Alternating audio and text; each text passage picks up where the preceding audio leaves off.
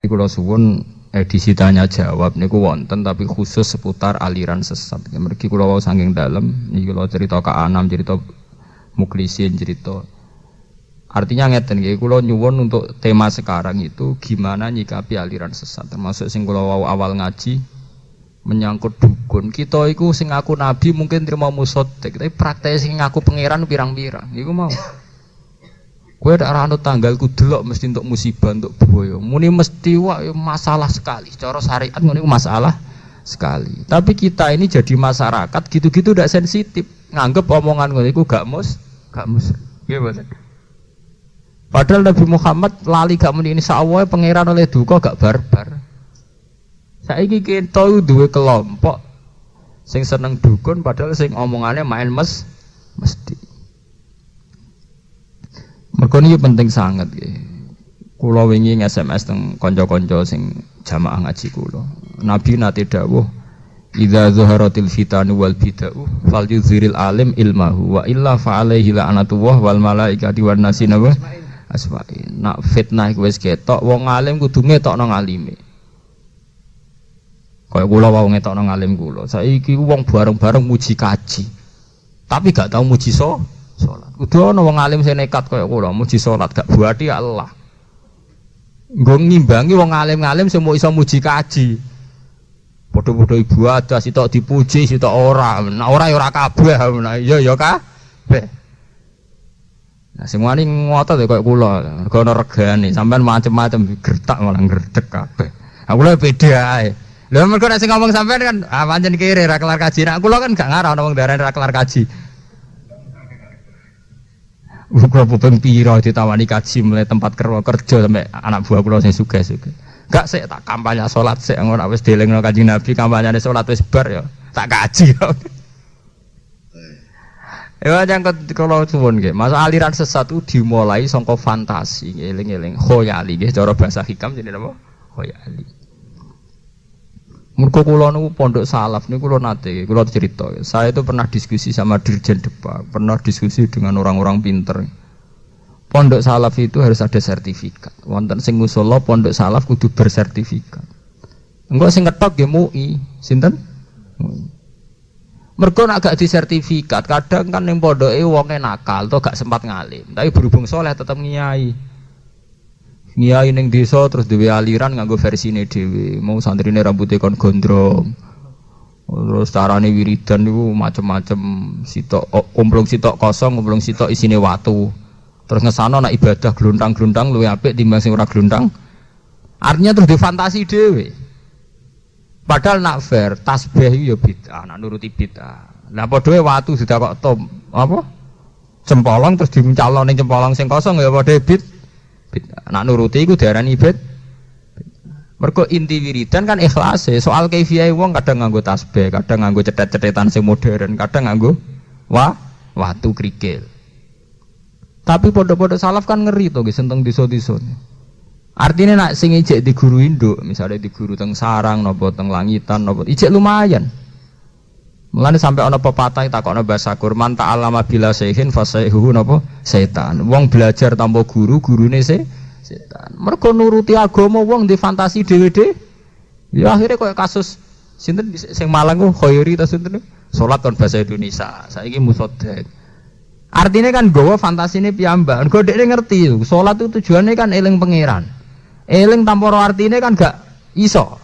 Akhirnya dekne ndek ide nak ngono salat kon bahasa Indonesia. Ya padha kaya kiai-kiai desa sing santrine rambute kon gondrong, kon mangan, kon tirakat, gak oleh mangan sego, gak oleh ngene-ngene. Itu kan fantasi piyambak. Ora ana sanate. Sanad zaman Nabi nu pas nyipi teng Gua Hira sangu mangan mboten. Bontot mboten Nabi. Bontot teng hadis sahih Nabi napa? Bontot. Kenapa Nabi bontot? Mergo nak wong ora mangan 3 dina. Iku yo mau gliyeng-gliyeng roh fata morgana kok dianggap Jibril. Kelaparan meripat bawur jari roh nur.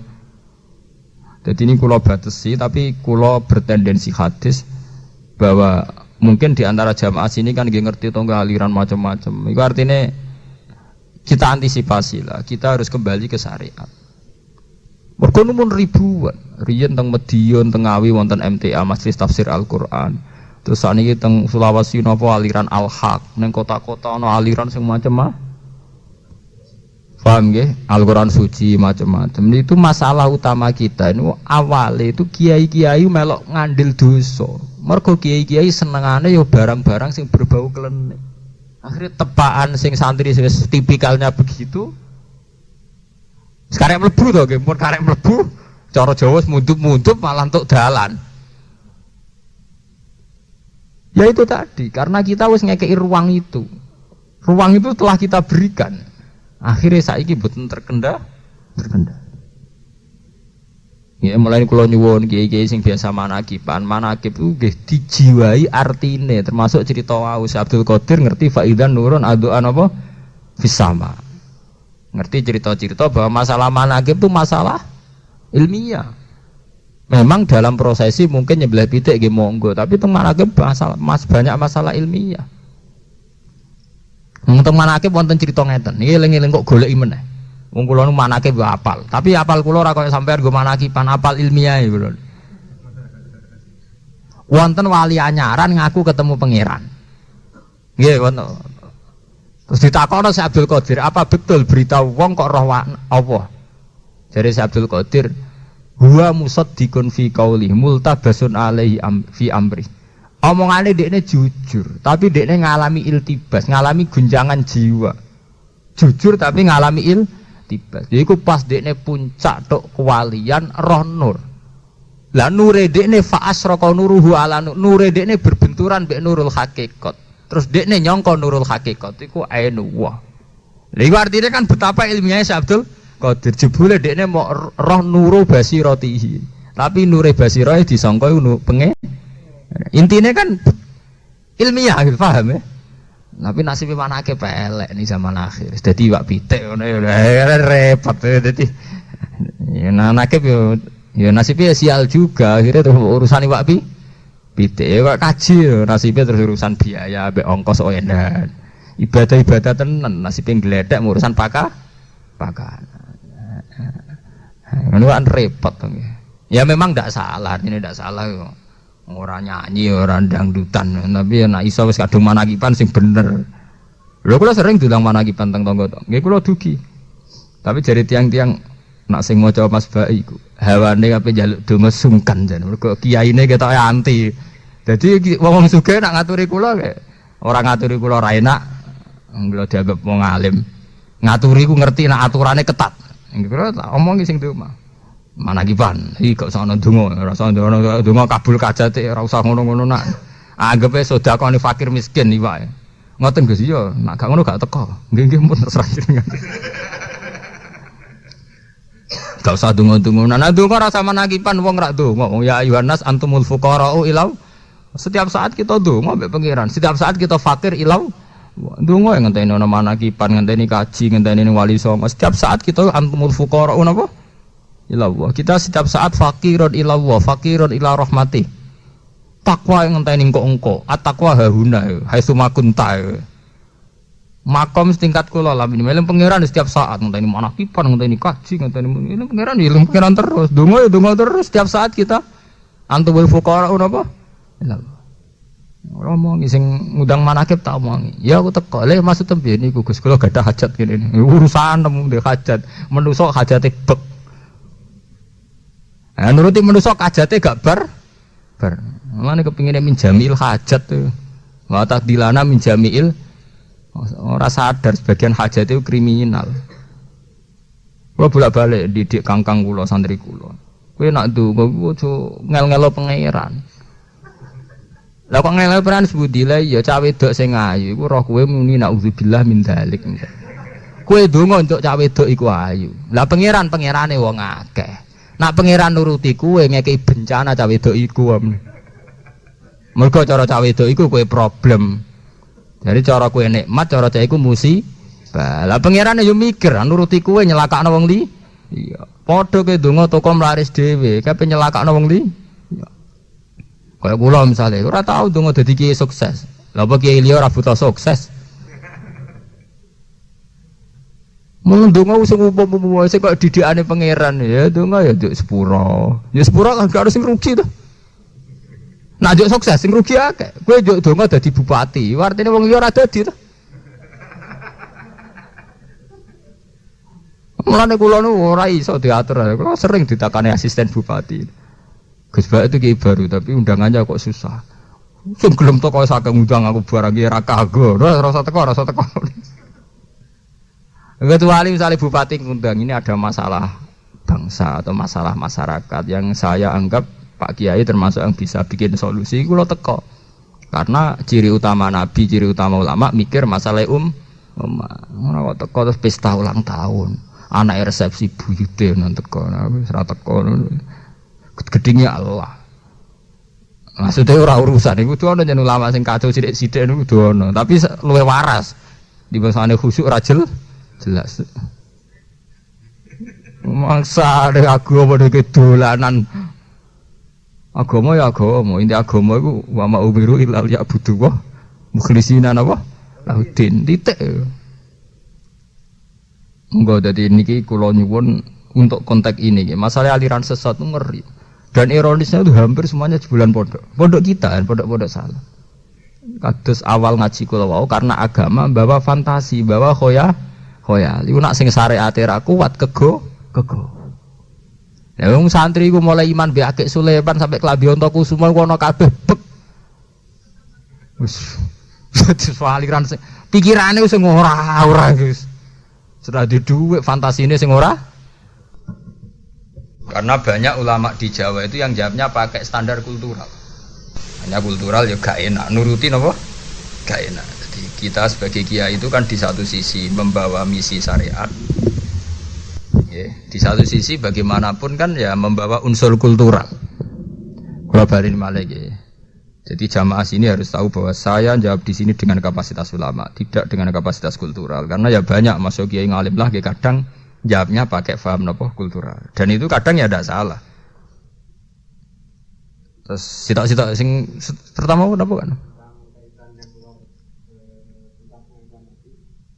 Saat yang ekstrim ya, artinya kayak ngaku nabi, ngaku untuk wahyu itu rata-rata ulama ijma itu sampai murtad. Ya pengikutnya juga murtad. Tapi masalahnya kan untuk pengikutnya khusus, saya itu kan kemarin kebetulan peneliti itu kan namanya Saifuddin, dosen Yayan Jogja, peneliti aliran Al-Qiyadah Islamiyah. Jadi sebelum diumumkan debat itu 1 tahun itu jadi bahan disertasi skripsinya. Itu untuk level pengikutnya itu begini. Yang di kampus itu kan banyak sing aslinya anak wong abangan. Sampai jadi wong Bojonegoro rak bejo. Kadang kan dari satu daerah, yang daerah situ daerah wong mabuk, daerah wong abangan nggak kenal agama. Jadi caiki bener-bener kosong. Ya bener-bener apa? Kosong. Nah, tahu agama pertama adalah Nabi ini Musaddaq. Loh itu banyak yang tidak tahu sama sekali tentang Muhammad, banyak enggak tahu. Loh sampean ditetir bejol, kenal Kiai Langgar, kenal Islam. Banyak di pedalaman kita sing jenenge Quran Quran digopo to. Mereka bilang Islam itu hanya karena trennya Islam gitu, tapi enggak pernah tahu Islam itu apa. Itu gale koyo wong rokan cekak. Itu ada satu daerah sing pancen biasane wonge rokan kabeh. Dia nganggo jilbab, kok sok suci. Gak umum saja, dia tidak niat ngelawan Islam, dia sadar itu tidak umum saja. Ya, bagi orang-orang kan banyak kan tidak niat melawan Islam tapi punya perilaku yang tidak Islami, tapi dia melakukan itu kultural saja karena di satu daerah atau dia dari satu keluarga yang pola hidupnya kayak itu. Berarti jawaban kula untuk musaddiqnya jelas murtad itu jelas. Tapi untuk pengikutnya rak mesti. Kalau sebelumnya sudah terisi oleh Islam berarti murtad apa? Tapi kalau yang sebelumnya belum kan berarti ya belum tahu apa-apa kan, jahil kan enggak kena hukum kan. Untuk jahilnya kan enggak kena apa? Ya kita luruskan, untuk orang lain wajib luruskan. Terus untuk musaddiqnya ya iya, tapi untuk yang awalnya enggak tahu. Makanya di kampus itu tidak hanya Qiyadah Islamiyah yang laku, aliran apa saja di kampus laku karena kadang dari tidak tahu. Itu seperti pertanyaan yang kedua tadi, sinten Kang sinten jenengan? Sinten apa? Kang Tekno itu. Di Cirebon saya pernah ketemu sama yang mengikuti JIL. Dia tidak tahu kalau dalam Islam wong lanang oleh poligami. Dia juga enggak tahu bahwa cara agama sebenarnya widadari, tidak tahu. Tahu itu malah setelah baca informasi tentang Islam liberal. Bahwa kalau orang lelaki boleh poligami, ngapain yang istri ndak? Akhirnya dia tergugah rasa keadilannya. Nak wong lanang tok wong wedok rantau ini kan ndak adil. Jadi dia terus malah tergugah rasa keadilannya. Hanya dia tidak pernah melakukan tidak pernah punya akidah Islam dia. Dia pakai pemikiran yang standar-standar saja, misalnya tentang keadilan, tentang humanisme, tentang begitu-begitu. Yang kemarin yang ditobatkan di Bantul, di Cirebon, di Jakarta itu banyak yang nggak tahu Islam. Dia pede saja, la ilaha illallah. Wong syahadatin sing teng TV, teng CD kan kata. Saya bersaksi tiada Tuhan selain Allah dan Anda Rasulullah yang pas di depannya musotek. Dia tidak tahu, dia tidak pernah tahu apa-apa. Lah umpama dekne sedurunge Islame kuat wajib sopan sampai Nabi kok Anda kan. Ngambil Nabi ini dewe kok mending apa? Ya saya bersaksi tiada Tuhan selain Allah dan Anda utusan Allah lagi gini kabar. Jadi sangka wong kosong, sangka tiang apa? Kosong. Mas sampe nak ora percaya, dolan mau nonton Jogja atau teng Jakarta. Wong sing bapake melarat, bapake copet utawa bapake wong nakal, uripe wis guwentho ning dalan-dalan, uripe bakasane donya. Nganti tuwek terus kuliah, rata-rata kuliahe ning Fakultas Ekonomi. Lha ora redong blas. Wong kula sering ning Yogyakarta ditakoki tiang Islam ora ora Islame itu. Emangnya Muhammad itu siapa sih? Kok populer sekali kok.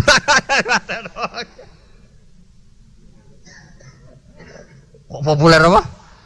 Sekali. Lalu takokane rasional deh. Ya dia itu nabi dari Arab. Ngapain harus dari Arab Saudi? Memangnya di sini tidak ada udah. Jadi dianggap kayak barang dagangan. Jadi dia nak ono barang kan takane, masa adanya di Amerika? Di sini belum impor, ngono takokane kan. Nah, dia kan logika ekonomi. Oh, itu dari Arab. Ngapain dari Arab? Emangnya di sini tidak ada. Lu sampean kudu syukur ditakdir mulai cilik kenal Kiai Langgar Penceng bapak kudu syukur. Bagi orang tertentu sing kosong jen kosong blong tenan. Ora kosong seperti ya. Misalnya bae wis ora salat. Bapak iku gendho ning Jakarta uripe ning dalan-dalan. Wis ora tau bersentuhan mbek masjid. Wong masih tonggolan agak bersentuhan yo. Teng daerah Juwono namine Bakaran. Kula gak ada santri kathah teng Bakaran. Niku ana santri angkatan kula, riyen ana salat to. Takokane. Enggak ada wong Islam. Salat itu digopo to. Mbedino ngeleti tekel. Lah orang kaya ini itu dia memang enggak pernah tahu Islam, tapi dia terkenal, Allah itu kenal. Muhammad ya kenal, tapi ya dari mulut ke mulut saja. Lah, orang kaya ini kalau terus di kota ada aliran setelah dia rasionalitasnya hidup lewat intelektual, terus dia disodori pikiran-pikiran liberal, keadilan, humanisme kan tertarik. Karena itu lebih rasional bagi dia ketimbang pikiran-pikiran agama. Paham ya? Nah, akhirnya terus aliran liberal, aliran sesat. Kenapa orang kampus yang terkenal intelek justru paling mudah dirasuki aliran sesat? Ini kan janggal. Di satu sisi terkenali wong kampus orang yang sudah intelek, di sisi yang lain kenapa paling mudah kena pengaruh? Karena mereka intelek tapi dalam hal agama kosong. Paham gitu? Jadi saya pikir ini juga menjawab pertanyaan Mas Tekno. Jadi ketika disurvei itu masalahnya itu sudah kompleks. Rata-rata dari kosong. Nyatanya yang rata-rata pernah mondok atau ngaji ya standar-standar saja.